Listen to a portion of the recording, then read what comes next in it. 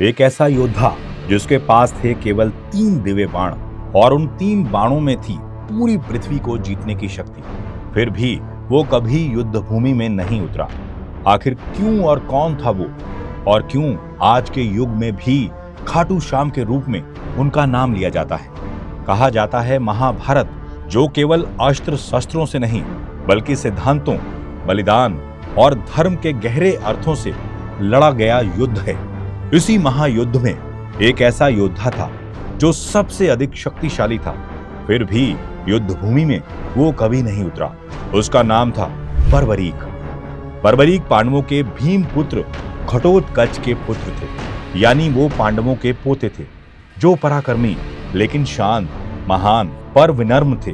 भगवान शिव की तपस्या कर बर्बरीक ने 3 दिव्य बाण प्राप्त किए, जिनमें पहला शत्रुओं को चिन्हित करने वाला था, दूसरा उन्हीं चिन्हित शत्रुओं का संहार कर सकता था और तीसरा तीर चलाने के बाद खुद ही तरकश में लौट आता था। उनकी शपथ थी जो पक्ष कमजोर होगा वो उसी का साथ देंगे।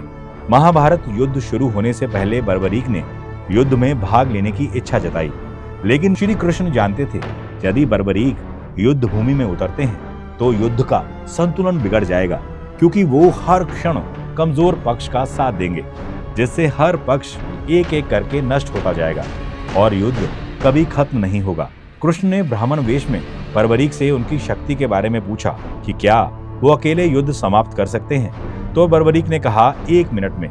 कृष्ण ने बर्बरीक से पीपल के पेड़ की सभी पत्तियों को अपने तीरों से बांधने को कहा। बर्बरीक ने पहले 2 बाणों से पत्तियों को चिन्हित किया और तीसरे बाण से उन्हें नष्ट कर दिया।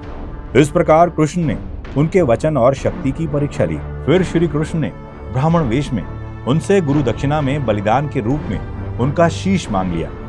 बर्बरीक मुस्कुराए। उन्होंने कहा, यदि मेरे बलिदान से धर्म की स्थापना होती है तो मेरा सिर आपके चरणों में है, और उन्होंने अपना शीश स्वयं अर्पित कर दिया। कृष्ण ने उनका शीश एक ऊंचे स्थान पर स्थापित कर दिया, जहां से उन्होंने संपूर्ण महाभारत का युद्ध देखा। युद्ध समाप्त होने के बाद श्री कृष्ण ने उनसे पूछा, बताओ युद्ध किसने जीता? बर्बरीक ने उत्तर दिया, जहां जहां धर्म था वहां वहां श्री कृष्ण थे, वहीं जीत हुई। युद्ध किसी योद्धा ने नहीं, केवल श्री कृष्ण की लीला ने जीता।